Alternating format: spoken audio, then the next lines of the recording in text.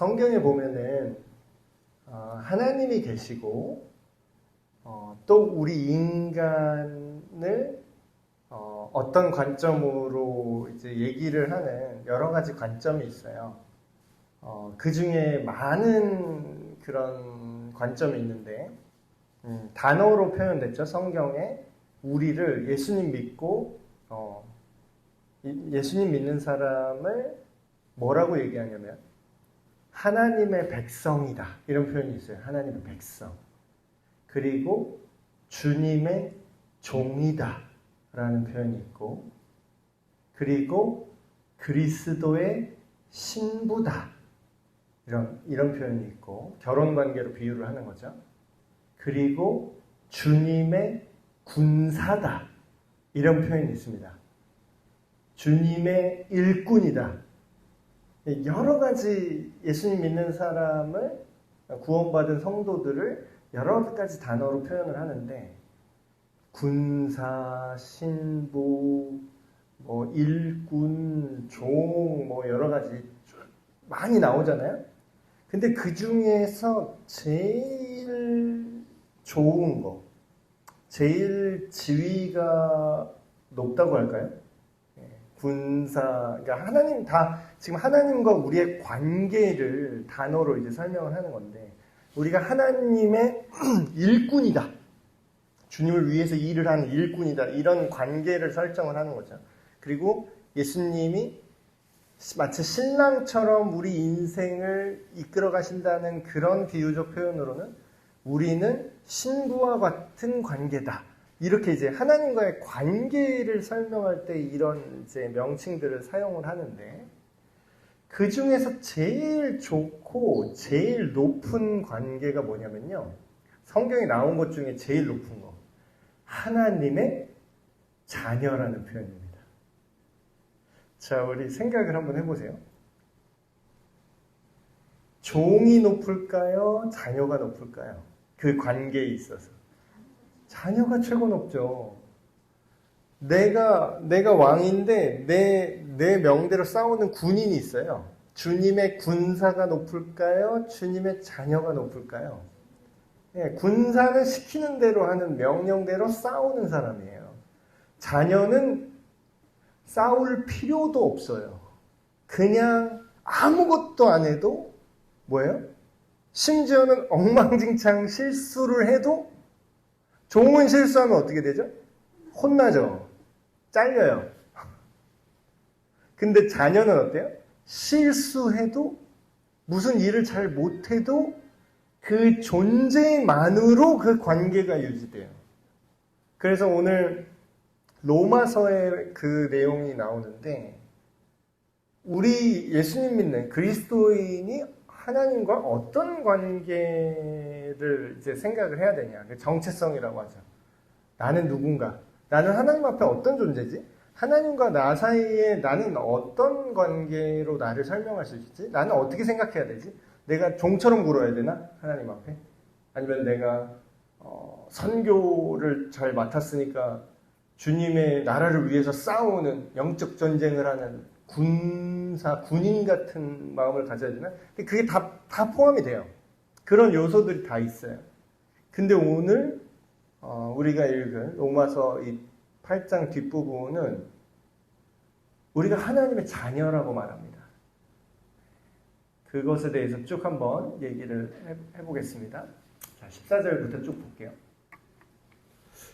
무릇 하나님의 영으로 인도함을 받는 사람은, 하나님의 영으로 인도함을 받는 사람, 누굴까요? 제가 중간에 이제 교환 첫 부분 중간에, 첫 단 중간에 써놨는데, 자, 보세요. 다 똑같은 얘기입니다. 예수를 나의 구원자로 믿는 사람, 예수님을 믿는 사람과 성령이 그 안에 머무는 사람, 하나님의 영으로 인도함을 받는 사람, 그리고 오늘 얘기할 하나님의 자녀, 다 똑같은 얘기예요. 이 세 가지 표현을 다르게 했잖아요, 지금. 예수님 믿는 사람인데 성령이 안 거하냐? 이건 말이 안 돼요. 예수님을 믿는데 성령님이 우리 안에 안 오셨다? 이거 말이 안 되는 거예요. 성령님이 안에 오셨다는 건 뭐예요? 이 사람이 예수님을 믿었다는 거예요. 이거 다 치환이 가능합니다.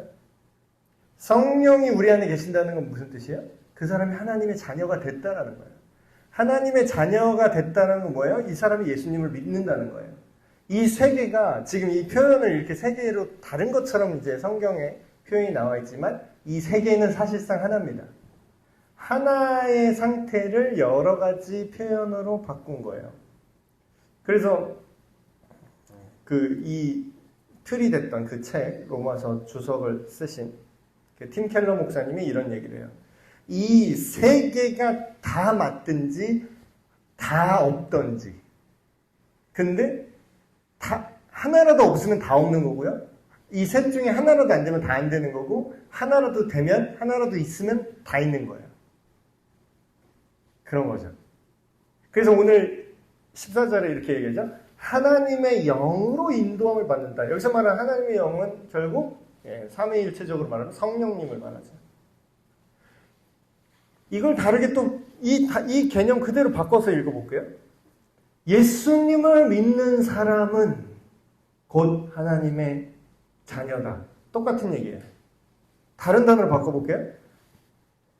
그러니까 지금 여기서 말하는 이런 것들이 우리의 존재에 대해서 되게 여러 가지 각도로 더 풍성하게 우리에게 보여주는 거죠. 어떤 사람은 이제 요즘은 또 이제 남녀 뭐 이런 거 되게 중요시 하잖아요. 그래서 어떤 사람은 또 이거 걸고 넘어져요. 또 여성 인권 좋아하시는 분들은 성경은 가부장적인 책이다. 성경은 남성 중심 사상으로 쓰여졌기 때문에 이거 봐라. 하나님의 딸은 어쩌라고, 왜 하나님의 아들이라고 써놨다고, 또 이런 사람 있어요. 근데 제가 여기 써놨지만 그렇게 따지면 왜 그리스도의 신부라고 우리를 비유했을까요?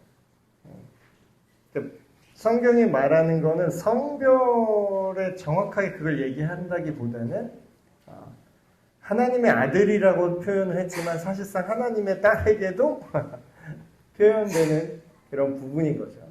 그래서 요즘 시대에는 또 이것도 민감하실까봐.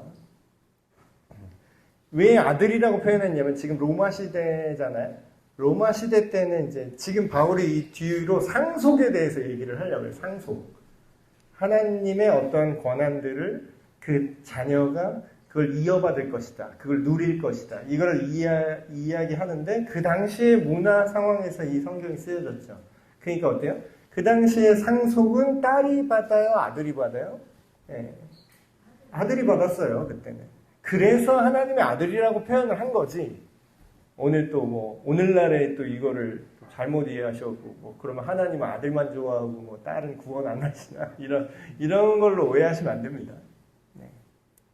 그래서, 다시 말하면, 모든 믿는 자를 대상으로 하는 얘기예요. 하나님의 영으로 인도함을 받는 사람, 예수 그리스도를 나의 주인이요, 구원자로 받아들인 사람은 곧 하나님의 자녀다.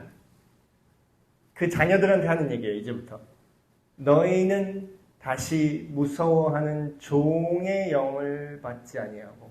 그러니까 지금 종이라는 표현이 나오는데 구약시대의 개념으로는 하나님의 종이라는 표현이 되게 일반적이었습니다. 하나님의 종, 하나님의 선지자, 하나님의 부름받은 그의 대언자.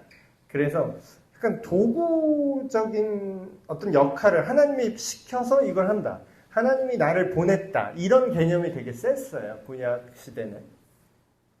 그래서 이제 그런 것들을 되게 일반적으로 생각을 했는데 지금 관계 설정을 바울은 지금 다시 하는 거예요.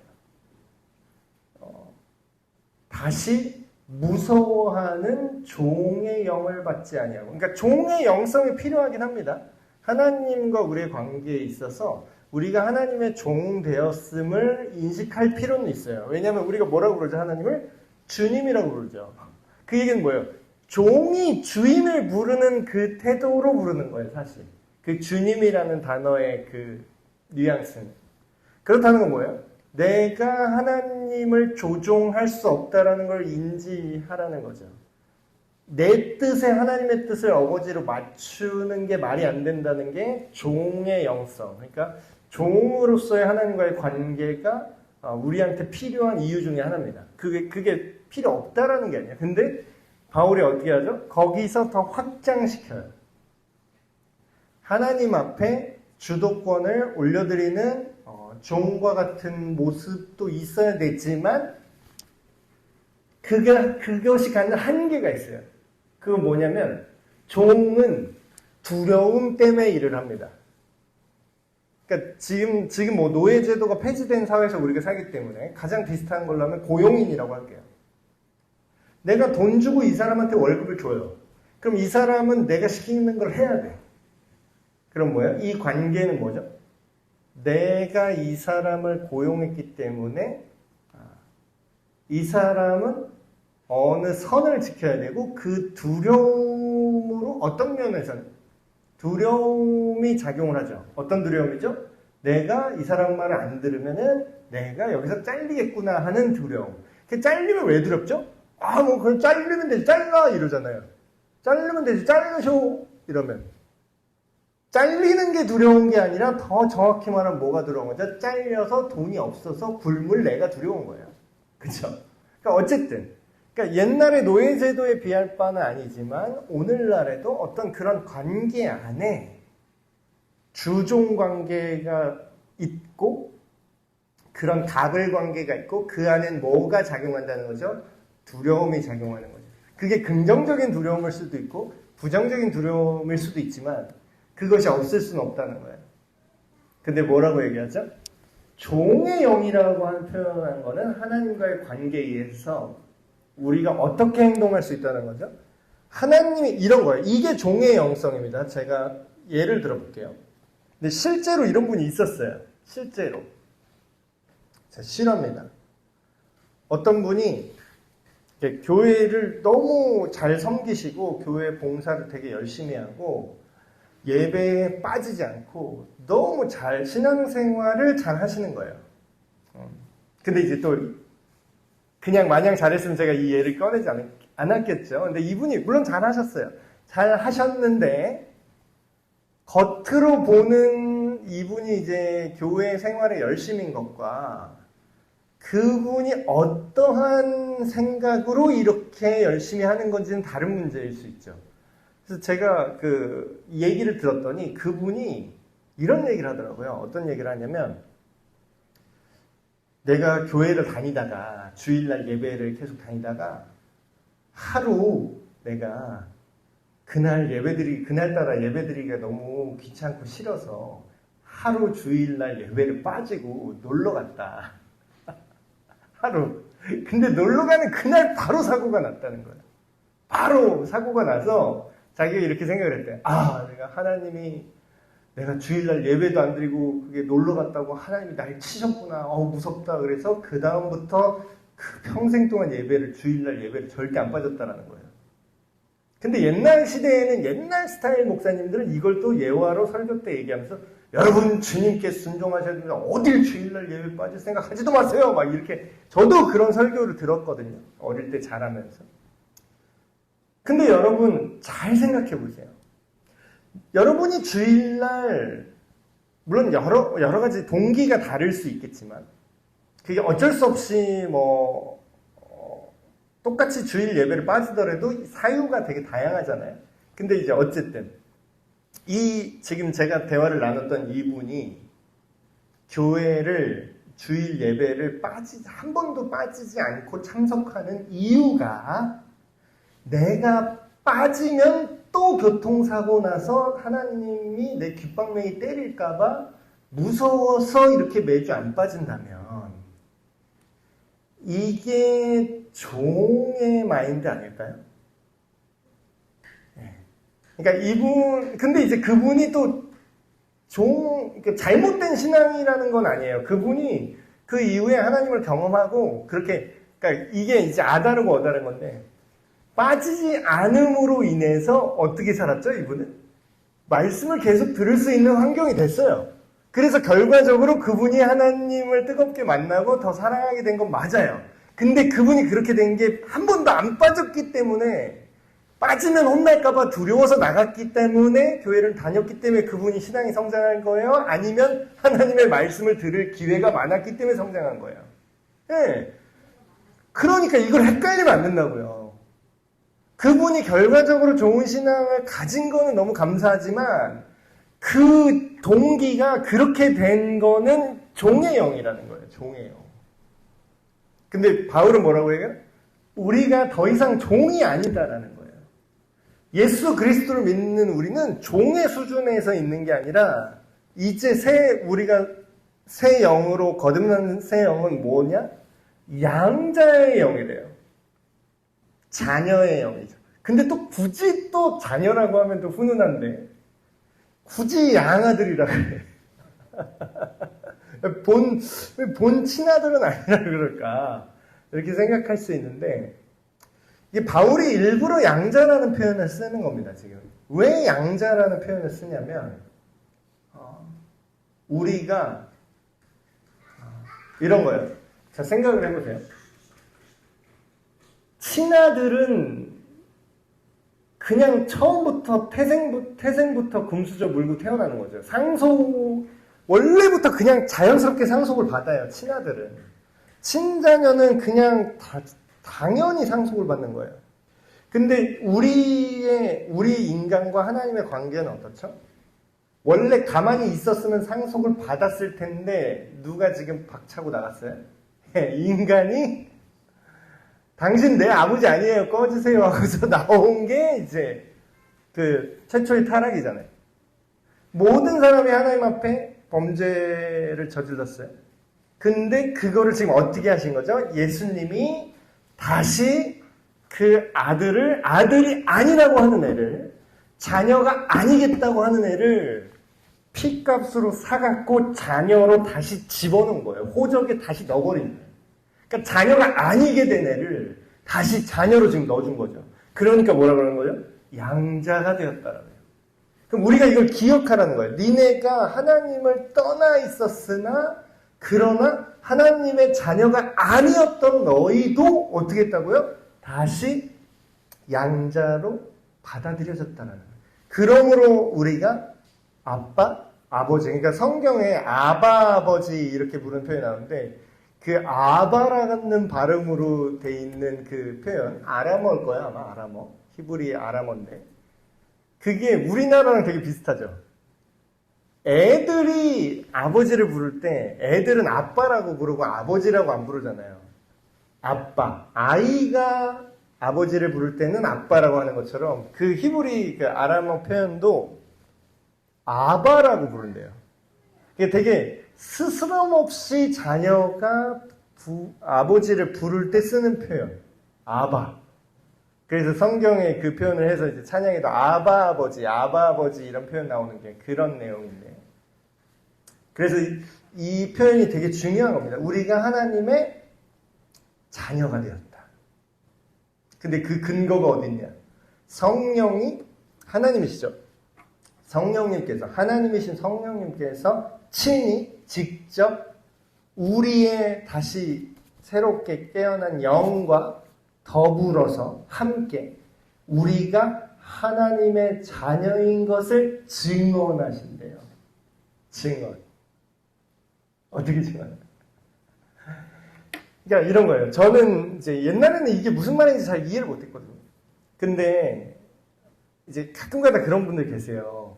교회 오래 다니는데 막 나는 이제 구원 받았는지 구원 안 받았는지 잘 몰라. 그냥 아리까리해. 난 잘 모르겠어. 근데 이제 그게 어떻게 보면은 겸손의 표현이라고 할 수 있는데 사실 성경적으로는 맞는 표현은 아닙니다. 뭐냐고요? 자기가 안 돼요. 자기가 모르면은 그 약간 위험한 겁니다. 자기가 내가 구원 받았는지 안 받았는지 모르는 거. 근데 구원 받았다는 게 뭐라고요? 아까? 구원받은 그리스도인은 성령이 거하는 사람이랑 똑같은 말이라고 했죠. 성령이 거하는 사람은 뭐랑 똑같은 말이라고요? 하나님의 자녀랑 똑같은 말이에요. 근데 내가 하나님의 자녀라는 걸 모를 수가 없대요. 어떻게? 우리가 믿을 때, 예수님을 믿을 때 성령님께서 우리 안에 우리가 하나님의 자녀가 됐음을 우리로 알게 하신대요. 그러니까 이런 거예요. 우리가 지식적으로 이걸 알고 모르고 이 차원이 아닙니다. 자, 생각을 해보세요. 우리가 애가 태어났어요. 내 친아들이 맞아요. 2011년 8월 31일 날 심화준이 요만한 크기로 눈도 못 뜨고 이러고 태어났어요. 요만한 애. 근데 얘가 나를 지식적으로 알아요, 몰라요? 몰라요. 말도 못해. 눈도 못 떠. 막 이러고 있어. 얼굴 다 찌그러져가지고. 근데 지금 엄청 컸는데. 엄마보다 더 커졌어요. 근데 그때 애가 아버지를 알아요, 몰라요? 모르죠. 모를 거예요. 근데 점점 크면서 어떻게 되죠? 지식으로 아는 게 아니에요. 관계로 아는 거예요. 경험으로 아는 거예요. 그럼 이 얘기가 뭐냐면 성령님이 초자연적으로 막 우리 안에 환청을 막 들리게 해서 내가 네 예비다 막 이렇게 알려주신다는 뜻이 아니에요, 이게.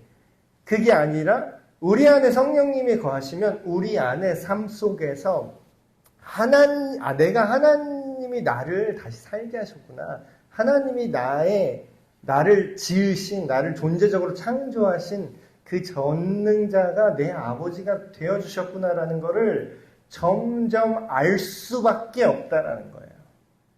마치 아이가 자라면서 관계 속에서 부모를 알듯이. 그래서 이건 되게 중요한 얘기입니다. 자녀이면 또한 상속자. 자, 이거랑 연결되는 겁니다. 자녀라는 거는 상속자라는 거예요. 자, 보세요. 우리가 상속받을 때 대한민국 법에 뭐가 있냐면요. 상속을 받으려면요. 재산만 상속받는 게 아니라 빚도 받아야 돼요. 그래서 이제 부모님이 이제 돌아가셨는데 부모님이 만약에 빚이 있다 이러면은 빨리 상속 포기를 하셔야 됩니다. 그 법원에 내서 그 상속 포기 그 절차를 밟으셔야 돼요. 그거 안 하면 빚 그냥 다 내가 떠안고 다 때려 맞아요. 그거 법 모르는 어린 친구들 부모가 빚진 줄도 모르고 그 가만히 있다가 그 6개월인가 1년인가 지나면 그거 그냥 다 내가 떠안아야 되거든요. 근데 그 유예 기간 동안은 내가 이거를 상속을 포기하겠습니다라고 이거를 낼 수가 있어요, 법적으로. 자, 보세요. 똑같은 개념입니다. 우리가 하나님의 자녀면 자녀가 됐다라는 건 나 누리기만 해야지 이런 게 아니에요. 상속자가 됐다는 뜻인데 그건 뭐냐면 하나님의 상속자인데 곧 그리스도와 함께한 상속자니 이게 무슨 뜻이냐? 우리가 자녀된 우리가 그와 함께 모든 하나님의 것을 내가 다 누리고 다 받아요. 근데 모두 받아야 된다고요? 고난도 같이 받으셔야 돼요. 이런 거예요. 그러니까 쉽게 설명을 드릴게요. 내가 우리 아버지의 어떤 권한과 영광과 재산만 받고 싶어요. 근데 그러려면 내가 우리 아버지의 아들로 알려져야 돼요. 그게 증명이 돼야 우리 아버지의 재산을 받을 수가 있어요. 근데 누가 우리 아버지를 막 욕을 해. 예를 들어서. 거기 신도한 아버지 막 그거 나쁜 놈이래. 그거 다른 사람들 막 모함해. 우리 아버지를 막 모함해, 누가. 그거 남의 재산 막 훔쳐가지고, 그다음에 농민의 고혈을 빨아서 대지주가 된 거래. 그 나쁜 놈이래. 그 놈의 아들이야, 얘가. 근데 우리가 어때요? 그분 아들 아니에요. 그분 아들 아니에요. 오해하셨네. 계속 욕하세요. 전 아니에요. 같이 욕해. 그 나쁘네. 근데 상속 받아요? 상속 포기를 한 거예요, 이 사람은 지금. 욕먹는 게 싫어서 상속을 포기한 거예요. 예수님의 제자들이 십자가에 달렸을 때 그런 행동을 한 거예요. 난 몰라요. 난 이 사람 몰라요. 근데 어때요? 그래도 봐줄게라고 해요? 아니면 두 개 같이 간다 그래요? 심지어는 예수님도 직접 그 얘기를 해요. 네가 나를 부끄러워하면 나도 나중에 하나님과 하늘의 천사들 앞에서 너를 부인할 거야. 네가 나를 부인하면 나도 그때 너를 부인할 거야. 이게 뭐냐고 상속이에요. 근데 뭐예요? 내가 진짜 상속자야. 진짜 우리 아버지 아들이야. 그럼 어때? 누가 우리 아버지를 막 욕해. 와, 순쓰레기를, 뭐. 아이고, 막, 다 우연히 이루어진 거고, 이 사람이 해준 건 아무것도 없어요. 다 우연이야, 그냥 우리가. 누가 이 사람 덕을 봤어. 다 꺼지라 그래. 막 이래. 근데 내가 진짜 아들이면 어떻게 해요? 우리 아버지 욕하지 마. 그거 아니야. 다 거짓말이야. 그거 잘못된 얘기야. 다 우리 아버지가 한 거야. 막 나한테 돌 던지겠지. 나도 욕하겠지. 같이 욕 먹는 거야. 근데 어때요? 영광도 같이 받는 거야. 아, 이 사람들이 잘못됐구나. 우리 아버지가 맞구나. 그럴 때 당당한 거예요. 생각하건대 현재의 고난은 장차 우리에게 나타날 영광과 비교할 수 없도다. 그러니까 이 상속자, 자녀로서 정체성을 갖지 않으면 같이 고난을 받기가 쉽지 않습니다. 그 영광을 같이 누리고 그 아버지가 내 아버지라는 게 돼야 그 아버지가 오해를 받고 나의 하나님이 오해를 받고 그 시편의 다윗의 고백이 그런 게 되게 많이 나옵니다. 내가 종일 동안 내 눈물이 멈추지 않는 이유는 사람들이 나한테 그렇게 얘기했는데 너의 하나님 어디 있냐? 너의 하나님 어디 있냐? 그러니까 하나님이 널 버렸다는 거예요. 그러니까 하나님이 있지도 오늘날의 말로 하면 하나님은 없다라는 거야. 신은 없다는 거야. 그럼 우리가 하나님의 자녀라면 그 말을 사람들한테 들을 때 우리 마음이 어떻게 돼요? 자녀라면, 진짜 자녀라면 우리 마음이 아파야지. 이 세상은 당신을 모른다고 하는데 나는 아는데 이거 그러면 이제 그게 고난이 되는 거예요. 사실 우리가 별게 고난이 아니에요. 여러분이 예수님을 믿고 진화론이 사실이 아니고 하나님이 창조하신 거다라고 얘기했을 때 세상 사람들이 미친 사람 취급하는 거 그게 사실 고난이에요. 그게 고난이라고요. 그런 모든 고난. 내가 하나님의 자녀답게 살기 때문에 이거는 악하다고 말할 때 그들은 조선시대 사네. 지만 착해. 이렇게 욕먹을 때 그게 고난이에요. 근데 그런 고난은 제발 받으셔야 된다라는 거예요, 성경이. 왜냐? 그런 고난은 장차 하나님께서 주실 하나님 앞에 우리가 누릴 영광과 비교조차 되지 않는다. 피조물이 고대하는 바는 하나님의 아들들이 나타나는 것이니. 그러니까 이게 무슨 얘기냐면요. 이 세상이요. 우리가 구원받는다고 할 때 다분히 개인적인 차원으로 생각을 많이 합니다. 내 영혼이 구원받는 거. 내 존재가 천국 가는 거. 내가 죽은 다음에 소망이 있는 거. 이렇게 뭔가 개인적인 영혼 구원 차원으로만 구원을 되게 축소시키는데 실제로 성경이 말하는 구원은 범위가 넓어요. 당연하고요. 우리 개인의 구원은 당연한 얘기고 피조물의 구원까지 얘기해요. 그래서 옛날에 옛날도 아니죠. 최근에 저희 아들딸이 계속 얘기해요. 우리 집 강아지 이름이 또또거든요. 아빠 또또도 천국 갈 수 있어? 막 계속 물어봐. 동물도 구원받았어요. 동물도 천국 갈 수 있어. 근데 이제 우리가 좁은 의미의 구원론으로 말하면 우리가 하나님의 자녀로 변화되고 개인의 영혼이 예수 그리스도를 믿어서 구원을 받는 거잖아요. 근데 개나 고양이들은 이제 애견인들이나 그런 분들한테 죄송한 말이지만 지금 성경이 말하는 그런 내가 예수를 믿음으로 고백하고 이런 관계적인 구원의 개념 자체가 그러니까 동물은 구원을 못 받는다고 옛날 목사님 그냥 이렇게 얘기했어요. 동물은 천국에 못 간다. 근데 저는 그 표현도 올바른 표현이 아니라고 생각을 해요. 근데 이제 옛날 목사님들이 그렇게 얘기할 수 있었던 이유는 이런 관점에서 구원이 관계적이고 정서적인데 개와 고양이나 그런 동물들은 그런 영적인 고백으로서 예수 그리스도를 믿는 그런 것이 불가능하잖아요, 사실. 구조적으로 불가능하잖아요. 그렇기 때문에 성경이 말하는 천국의 구원은 그 동물들에게 해당하지 않는다라고 이렇게 얘기를 한 거죠. 근데 이제 사실 그게 좀 오해의 소지가 있어요. 그렇게 얘기하면. 그래서 저는 우리 애들이 또또는 천국 갈 수 있어? 이렇게 얘기하면 또또도 예수님 믿어야지 애들이 막 얘기해요. 근데 이제 저는 그렇게 얘기하면 이제 또 이단 사설이 되기 때문에 저는 이 구절로 얘기를 하고 싶습니다. 자, 우리 집 강아지 또또는 하나님을 만든 창조물이 아닙니까? 맞습니까? 맞죠? 직접 빚진 않으셨겠지만 하나님이 강아지 유전자를 만드셨을 거 아니에요. 하나님이 설계를 하셨을 거 아니에요. 그 말티즈랑 푸들 유전자를 개의 조상은 다 만난다는데 어쨌든 그걸 하나님이 지으셨을 거 아니에요. 그럼 뭐예요? 그 피조된 거잖아요. 하나님의 창조물 중에 하나잖아요. 우리 또또도. 그럼 뭐예요? 그 피조물도 고대한다는 거예요. 뭘 기대하고 있어요? 이 세상, 나무도 기대하고 있어요. 이 지구도 기대하고 있어요. 뭘 기대해요? 하나님의 자녀들이 등장하는 걸 기대한대요. 근데 이게 무슨 뜻이냐? 피조물이 허무한데 굴복하는 것은 자기 뜻이 아니요 오직 굴복하게 하시는 이런 말미암이라. 이게 무슨 뜻이냐면 쉽게 얘기하면 이런 겁니다. 하나님이 이 지구가 자연이 파괴되는 걸 의도했을까요? 아니죠. 죄의 결과로 이 세상이 저주를 받았다고 창세기의 기록이 나옵니다.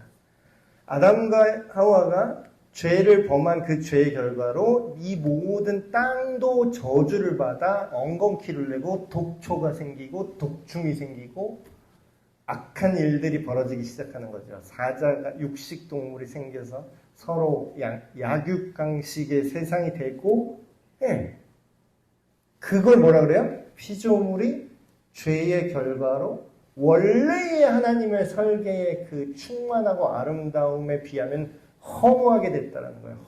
허망하게 됐다라고 표현하는 겁니다. 거기에 굴복했는데 그게 자기 의지가 아니라는 거예요. 어쩔 수 없이 그렇게 됐다는 거예요. 하나님이 그 인간을 오래 참으시기에 이 모든 피조 세계도 허무함에 굴복하고 있다라는 거예요. 근데 원래는 어떻게 이제 우리가 뭘 바라야 된다는 거죠? 그 바라는 것은 피조물도 썩어짐의 종노릇한 데서 해방되어 하나님의 자녀들의 영광의 자유에 이르는 것이니라.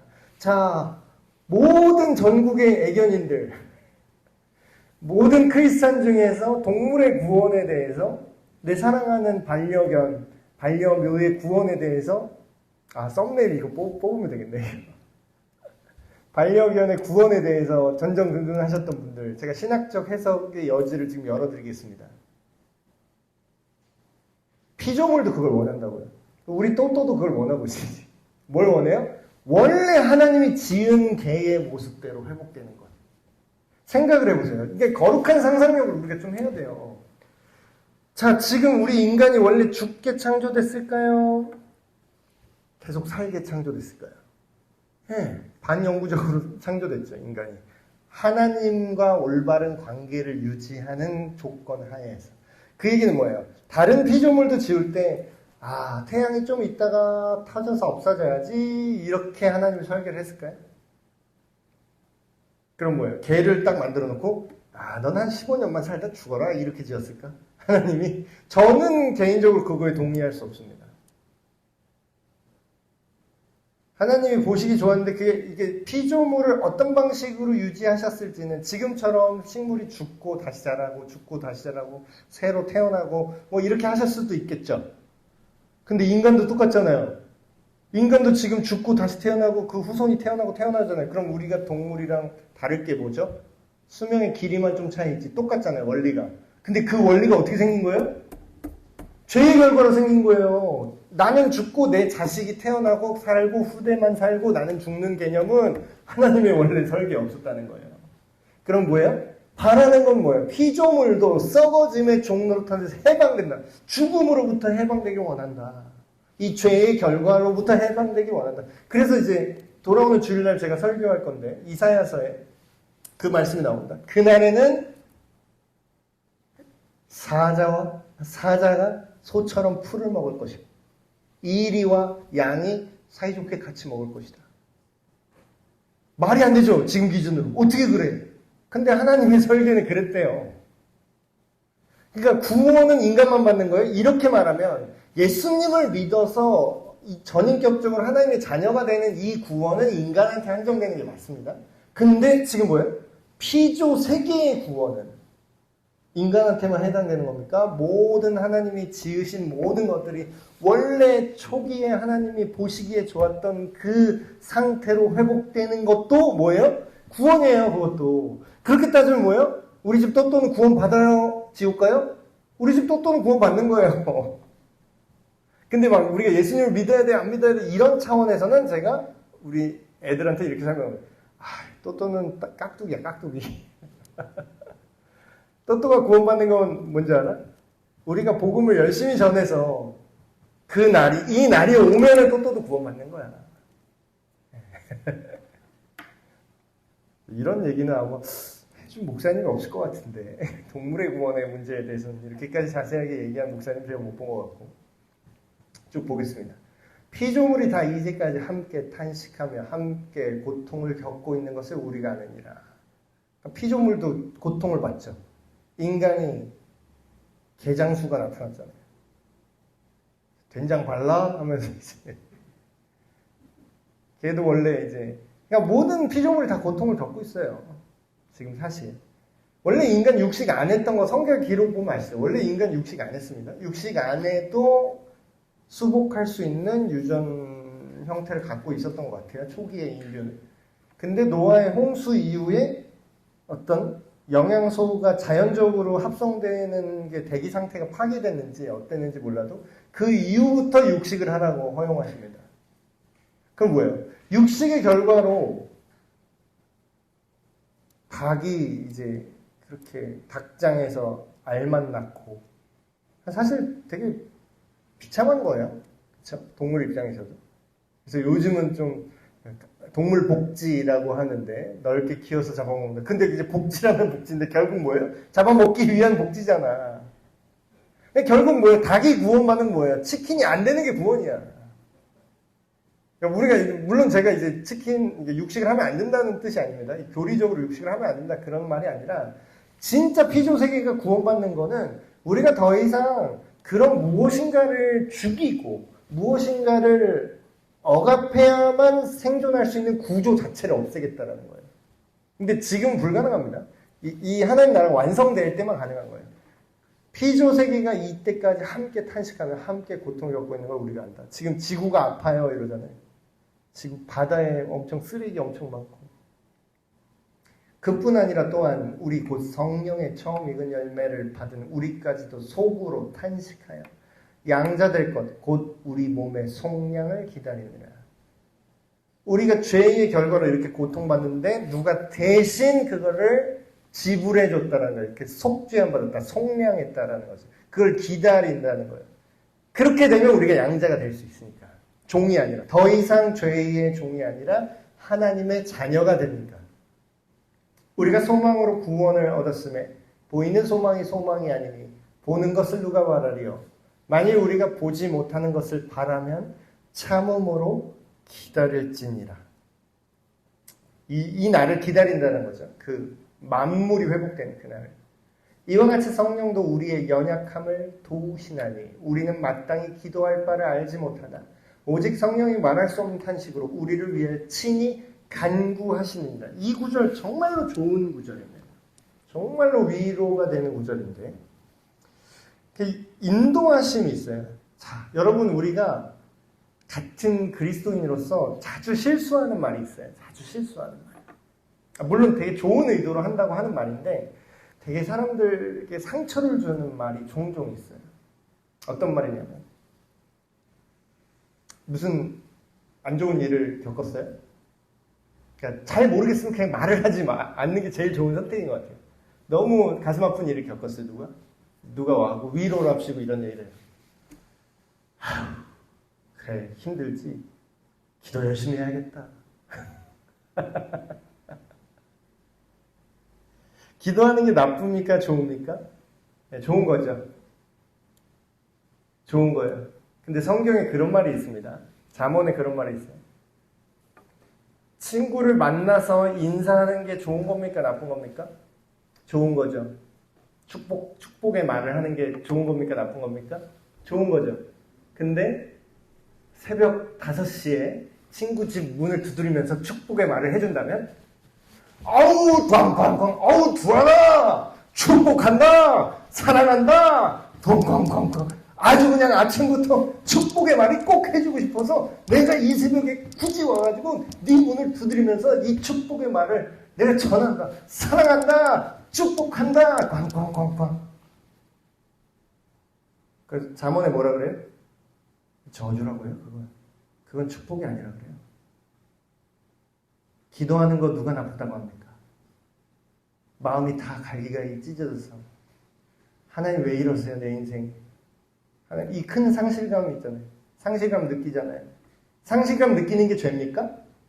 성경은 상실감을 느끼는 것 자체는 죄라고 안 해요. 상실감을 느끼는데 하나님과 관계 안으로 나오지 않는 걸 죄라고 하지. 상실감과 분노 자체를 정죄하진 않아요. 그러고 있는 사람한테 가갖고 아우 기도 많이 해야겠네. 그 사람 기도할 수 있을 것 같아요? 그 상황에서. 여러분 기도가 안 되는 상황이 있어요. 믿음이 아무리 좋아도요. 집안이 그렇게 박살이 나면은 기도가 말이 안 나와요. 뭐 기도가 뭐야. 말도 안 나와. 그냥 아무 생각도 안 들어요. 그냥. 그럴 때 하나님이 우리가 그런 상황이 있다는 걸 알까요? 모를까요? 나도 아는데 하나님이 모르실까요? 이와 같이 성령도. 내가 기도할 마음도 안 들 때. 진짜 아무 소리. 사람이요, 소리 지르는 것도요, 좀 살만해야 소리가 나요. 악소리도요, 사람이 좀 살만해야 악소리가 나지, 진짜 세게 맞잖아요? 그럼 소리도 안 나요. 그냥, 허! 숨도 안 쉬어져요. 진짜 세게 맞으면. 아야 소리도 안 나와. 그냥, 이렇게 돼요. 여러분, 인생의 고통이 예수님 믿는 사람한테 피해갑니까? 더 세게 오는 것 같기도 해. 그럴 때 어떻게 해요? 우리 기도 안 되는 거 너무 잘 알아요, 하나님이. 너무 잘 아신다. 우리가 안 될 때, 우리가 마땅히 말이 안 나올 때, 하나님 앞에 말을 띄우지조차 못할 때 어떻게 한다고요? 성령께서, 우리 안에 성령께서 우리 대신 탄식하시고, 우리를 위하여 하나님 앞에 우리가 말도 안 나올 때 우리가 기도해야 될 것 이상으로 하나님 앞에 간구하신다라는 거예요. 이게 자녀의 권세예요. 이 유도탄 같은 거예요. 내가 방향도 못 잡을 때 알아서 가이드 해주신다는 거예요.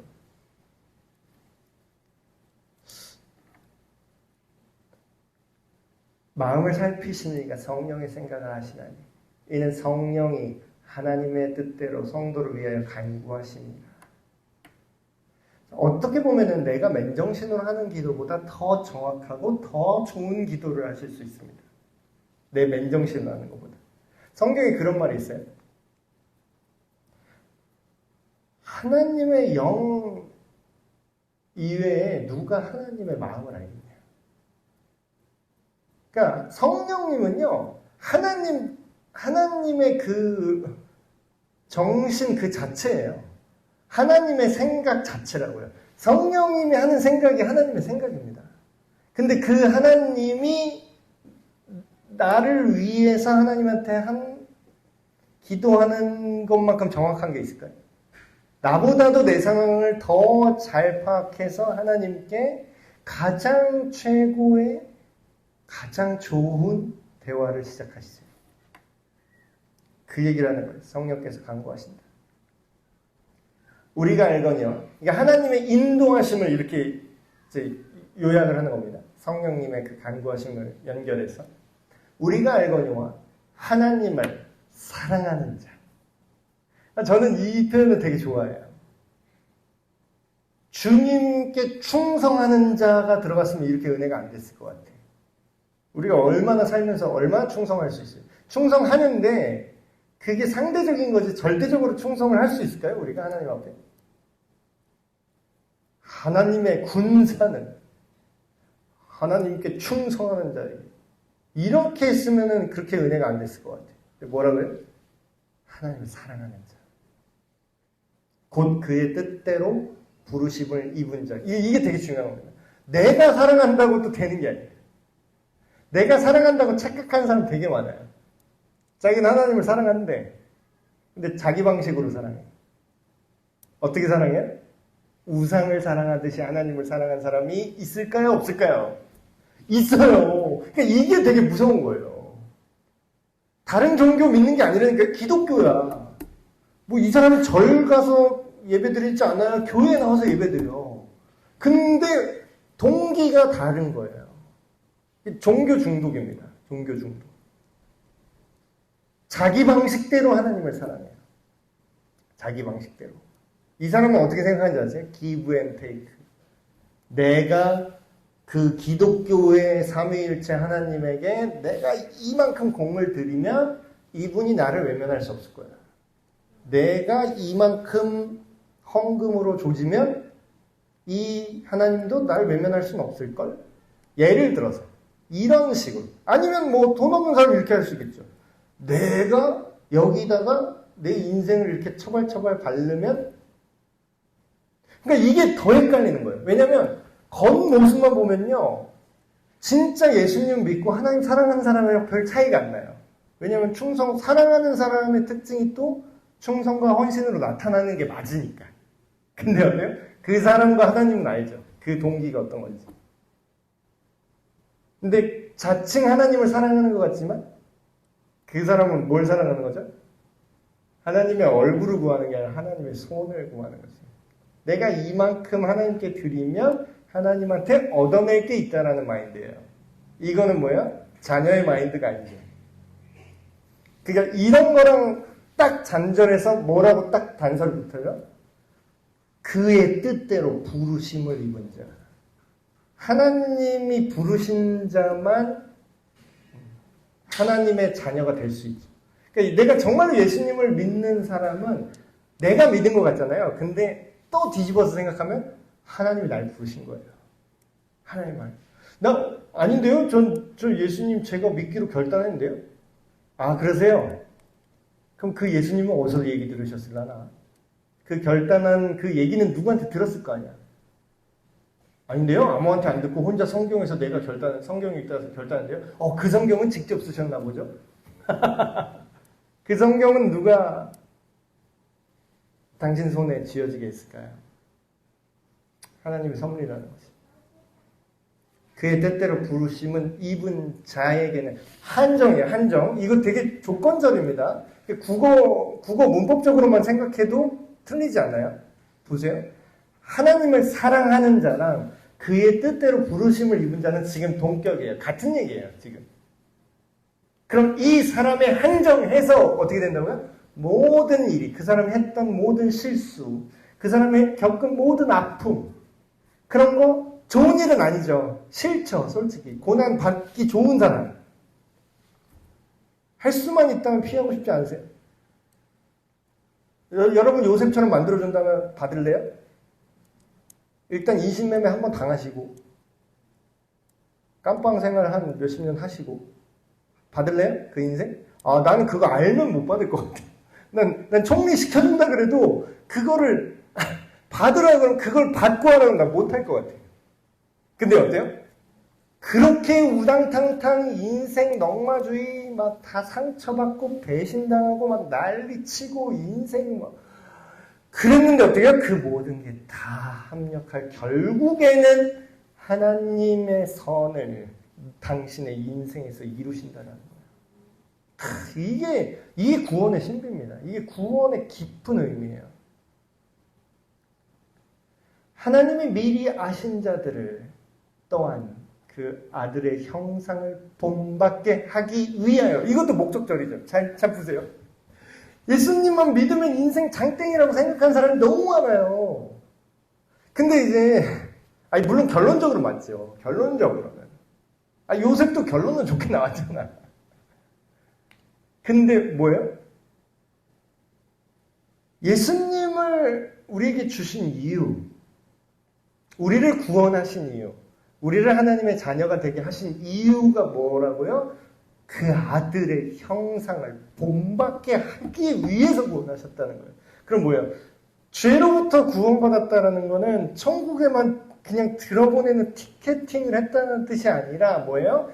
내가 예수님 믿은 그 순간부터 내가 죽는 그날까지, 내가 하나님 나라로 가는 그 날까지 예수님처럼 내가 변화되기 위해서 나를 부르셨다는 거예요.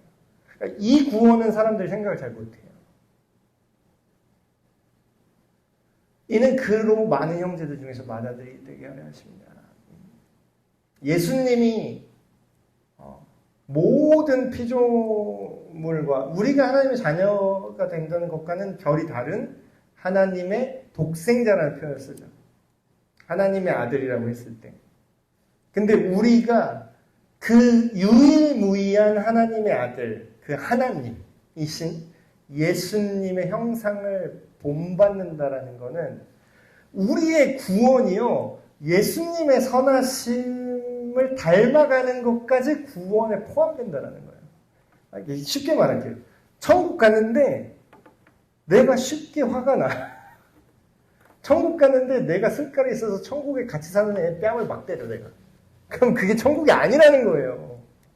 천국이란 장소에만 어떻게든 들어가면 다가 아니라 내가 하나님의 자녀답게 내가 성숙한 것 자체가 구원에 포함된다는 겁니다. 그러니까 중생과 거듭남과 성화, 하나님을 닮아가는 하나님의 자녀답게 변해야 되는 그 과정을 분리하려고 그랬는데 자꾸 그게 중생과 성화가 분리된 것처럼 논리적으로는 분리되지만 순서적으로는 분리되지만 사실 그게 다 연결되어 있어요. 그게 하나야, 하나. 보겠습니다. 또 미리 정하신 그들을 또한 부르시고 부르신 그들을 또한 의롭다 하시고 의롭다 하신 그들을 또한 영화롭게 하셨느니라. 이게 이 과정이죠. 저는 몰라요. 우리는 몰라요. 우리는 시간 속에 살기 때문에 시간 밖에 존재하신 하나님이 우리 입장으로 보면 이렇게밖에 설명이 안 되는 거예요. 인간의 언어로는 이렇게밖에 표현이 안 되는 겁니다. 왜냐하면 우리는 시간 속에서 사니까 어때요? 우리 기준으로는 미리 하나님이 알고 계신 거죠. 누구를 구원하고 누구를 구원하지 않을지. 근데 그걸 다른 말로 해볼게요. 하나님의 입장으로 보면은 누구를 구원하고 구원하지 않을지의 개념이지만 우리 입장으로 보면 뭐예요? 누가 예수님을 믿고 믿지 않을지는 우리 인간 시점으로 보면 그 말도 말이 돼요. 그러니까 예정이냐 예지냐 이런 걸로 싸울 필요가 없어요. 그건 어차피 시간 속에서 있을 때나 해당되는 말이에요. 하나님은 시간 밖에서, 그러니까 인간의 언어로, 시간 속에 있는 인간의 언어로 표현하니까 굳이 말하면 이렇게 말하는 거예요. 하나님이 미리 정하셨다. 그들을 또한 부르셨다. 어떻게 불러요? 여러 가지 모습으로. 어떤 사람은 길 가다가 교회 노방전도 하는데 거기 이끌려서 교회 나온 사람도 있어요. 그런 방식으로 보는 사람. 어떤 사람은 저희 아버지 같은 경우에는 돌아가셨지만 집에서 심심해갖고 읽을 책 없어가지고 혼자 성경, 안 읽은 책이 성경밖에 없는 거예요. 책 읽는 걸 너무 좋아하시는데 집 안에 있는 모든 책을 다 봤어요. 그러니까 심심해서 죽겠는데 이거라도 보자 하고 성경 두껍잖아요. 또 시간도 잘 가. 그걸 보시고 예수님 믿으셨어요. 3번 읽고 3번. 성경 3번 읽고. 그럼 뭐예요? 우리 아버지를 부르신 거는 성경 그냥 그 자체로 우리 아버지를 부르셨어요. 그 뭐예요? 왜 부르셨죠? 그들의 죄가 있음에도 불구하고 우리가 하나님 앞에 모두가 죄인인데 우리를 의롭다고 여기서 그 층이 얘기했죠. 로마서 1장이나 쭉 전에서 계속 얘기했어요. 예수 그리스도를 믿는 믿음으로 우리가 의롭게 되었죠. 우리를 의롭게 하시려고 불러서 의롭게 하신다. 깨끗이 씻겨주신다. 의롭다 하신 그들을 어떻게 하셨냐? 영광스럽게 하셨다라는 거예요. 영광스럽게. 영광스러운 게 뭐예요? 막 밥 먹으러 갔는데 막 종업원 불러서 막 갑질하고 막 이런 게 영광스러운 거예요? 명예로워요, 그게? 막 선생님 괴롭혀가지고 자살하게 만드는 게 영광스러워요? 내 힘이 그 정도야. 내가 교육부 장관이야, 우리 아빠가. 막 이게 영광이에요? 아니요. 하나님 입장은 그건 영광이 아니라 추함입니다. 그럼 뭐예요? 예수님 믿는 사람을 영광스럽게 하겠다는 건 하나님처럼 선하고 아름답고 멋지게 하기 위함이라는 거예요. 이게 연결되잖아요. 자꾸 칭의만. 나는 구원받았다. 난 죽어도 지금 지옥 안 가고, 나는 지금 차 사고로 죽어도, 오늘 죽어도 난 천국 간다. 어쩌라고. 그러면서 집에 가서 화내고, 집에 가서 자식들 때리고 뭐 그러면은 뭐 근데 교회 봉사 막 열심히 해. 그 자식들이 그래서 교회가 안 나가. 그 막 연쇄살인마 이런 그 미국의 연쇄살인마 이 지구에 보수적인 기독교 가정에서 자란 친구가 있어요. 나는 그게 되게 마음이 아프더라고.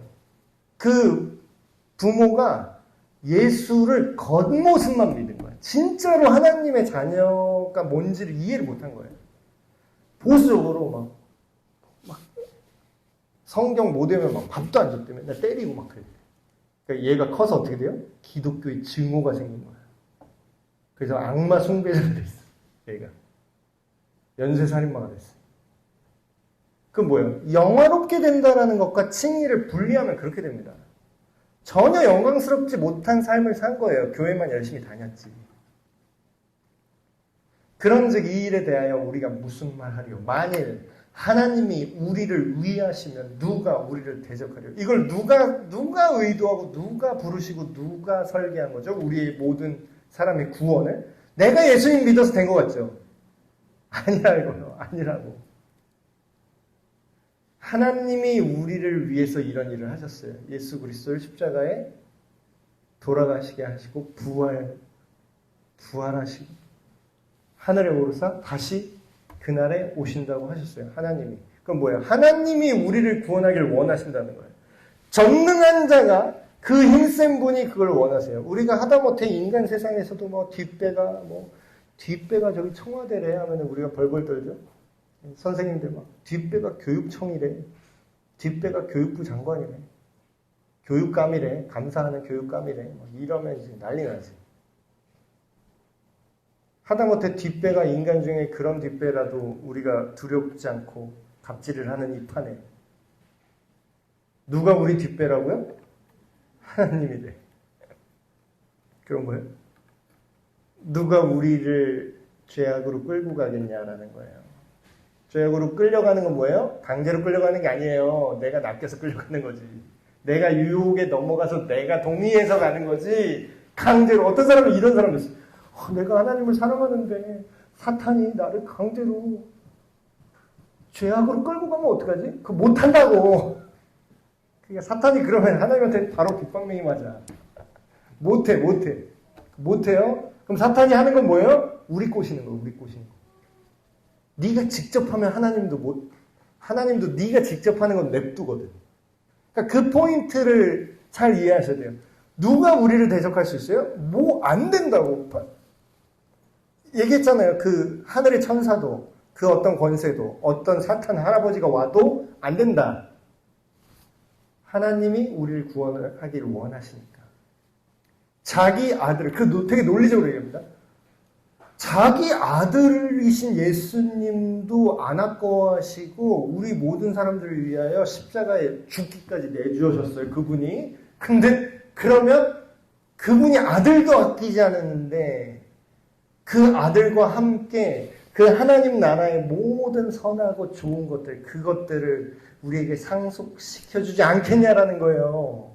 그러니까 성경은 되게 논리 구조를 갖고 있어요.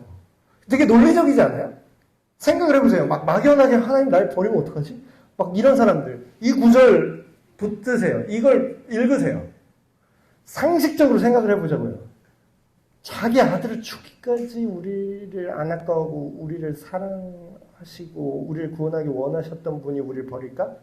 말이 안 된다는 거죠. 절대로 우리를 위하시고 우리에게 모든 선한 것을 주시기 원한다는 거예요. 맞지? 아직 시간이 많이 갔는데 큰일 났네. 빨리 할게요. 누가 능히 하나님께서 택하신 자들을 고발하리요?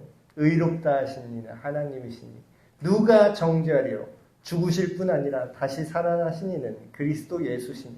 그는 하나님 우편에 계신 자요 우리를 위하여 간구하신 자니라. 그러니까 삼위일체 개념이 다 나오죠. 성령, 아버지 하나님, 예수 그리스도.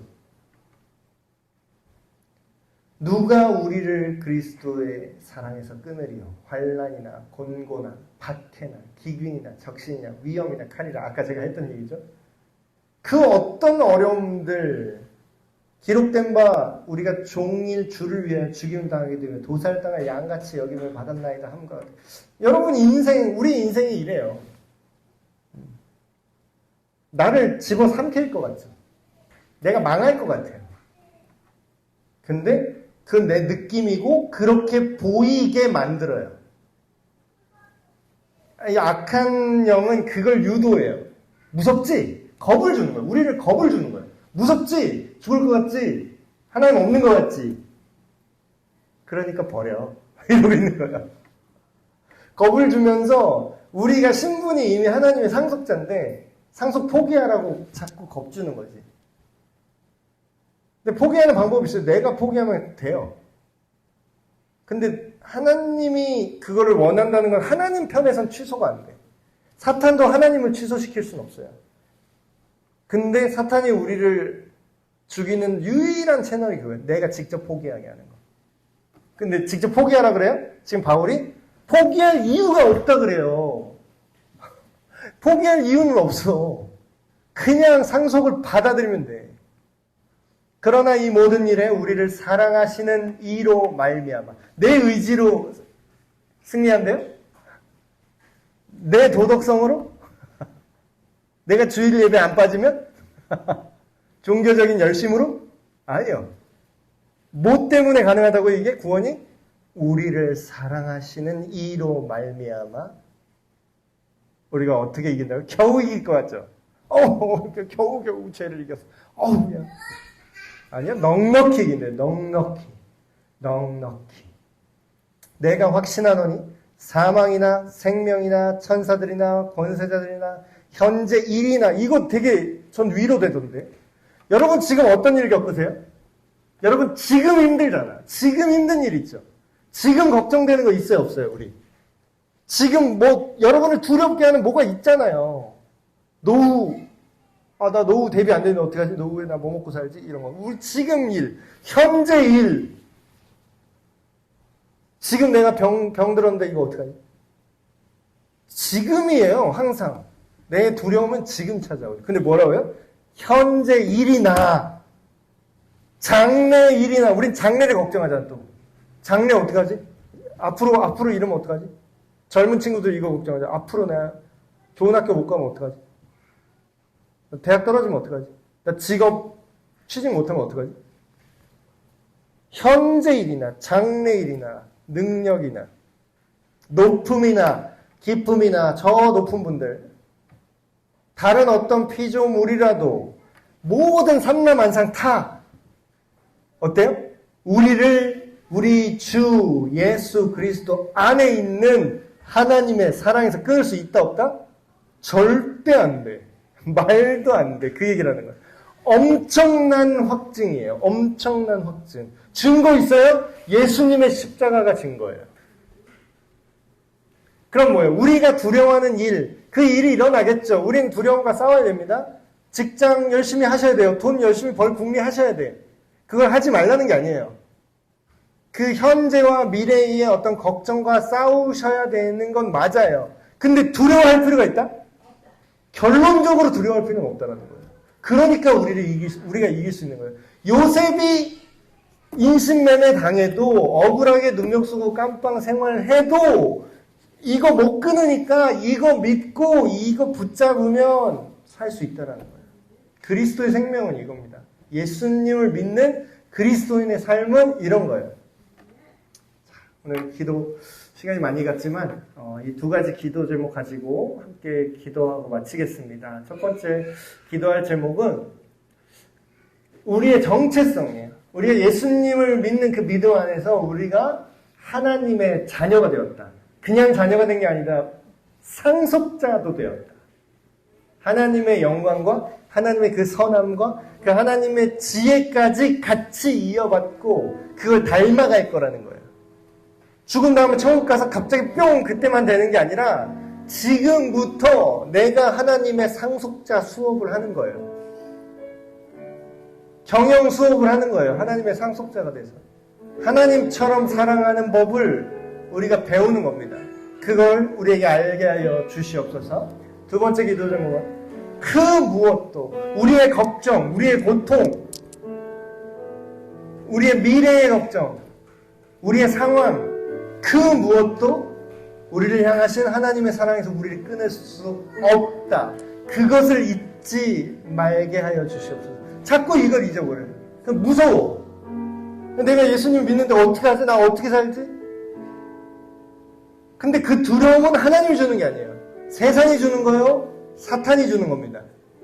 하나님을 못 보게 해서 두려워서 스스로 하나님 나라를 버리게 유혹하는 거예요. 그 무엇도 하나님의 사랑에서 우리를 끊을 수 없습니다. 증거 어딨냐고요? 예수님의 십자가 증거예요. 이 시간에 이 두 가지 제목 붙들고 함께 기도하시겠습니다. 하나님 아버지, 우리를 주님의 그 놀라운 하나님 나라의 상속자가 되게 하시니 감사를 드립니다. 내가 주님 앞에 노예처럼 그저 두려워하는, 시키는 일만 하는, 주님을 위해서 일하지 않으면 저주를 받는 그런 종의 영이 아니라 이제 내가 어떠하든지 주님을 사랑하고 주님의 자녀된 그 관계로 다시금 깨달아 알게 하여 주시옵소서. 내가 넘어져도 주님의 자녀요, 내가 부족해도 주님의 자녀임을, 그것이 취소되지 않는 것임을 믿음으로 바라보게 하여 주시옵소서. 그리하여서 주님의 사랑받는 자녀로서 주님의 마음을 시원하게 해드리고자 주님을 사랑하게 하시고 주님께 헌신하게 하시고, 두려움 때문에 벌 받을까봐 하는 헌신과 사랑이 아닌 주님의 그 긍휼하심으로 주님의 아버지 되심을 인정하며 사랑하고 헌신하는 우리가 되게 하여 주시옵소서. 또한 주님을 기억하는 그 기억함으로, 주님을 붙드는 그 능력으로 그 무엇도, 그 어떤 상황과 그 어떤 두려움과 그 어떤 환경도 주님의 그 사랑에서 나를 끊을 수 없음을 믿음으로 굳건히 붙들기 원합니다. 하나님, 우리가 넘어져도 다시 일어설 수 있으면 주님께서 나를 사랑하시는 것이 성경에 써있기 때문입니다. 내 느낌이 아니라, 내 감정이 아니라, 내 상황이 아니라 하나님의 분명한 십자가의 사건을 통하여서 영원히 취소되지 않는 주님의 사랑을 믿음으로 붙잡게 하여 주시옵소서. 하나님 아버지, 사랑하는 주님의 자녀된 에베네셀 교회가, 우리 한 사람 한 사람이 이 자리에서 주님을 바라봅니다. 하나님, 우리가 자꾸 이 귀한 진리를 잊곤 합니다. 자꾸 이 세상의 속삭임과 이 악한 영의 유혹을 통해서 하나님께서 우리를 향하신 그 끊어질 수 없는 사랑을 자꾸만 잊게 하여 세상으로 밀어넣고 있습니다. 그러나 우리가 그 모든 것들로부터 시선을 돌려서 이 말씀으로 우리 시선이 가게 하여 주시옵소서. 내 느낌이 아니라, 내가 겪은 고통이 아니라 이 말씀으로 이 상황을, 내 삶을 해석하기를 원합니다. 하나님, 영원히 끊어지지 않는 그 사랑을 기쁨으로 누리게 하시고 주님을 닮기까지, 주님의 그 거룩함에 이르기까지 우리를 성장시켜 주시옵소서. 주님의 자녀된 권세로 주님을 사랑합니다. 우리 주 예수 그리스도의 이름으로 기도하옵나이다. 아멘. 네. 성경 공부 마쳤습니다.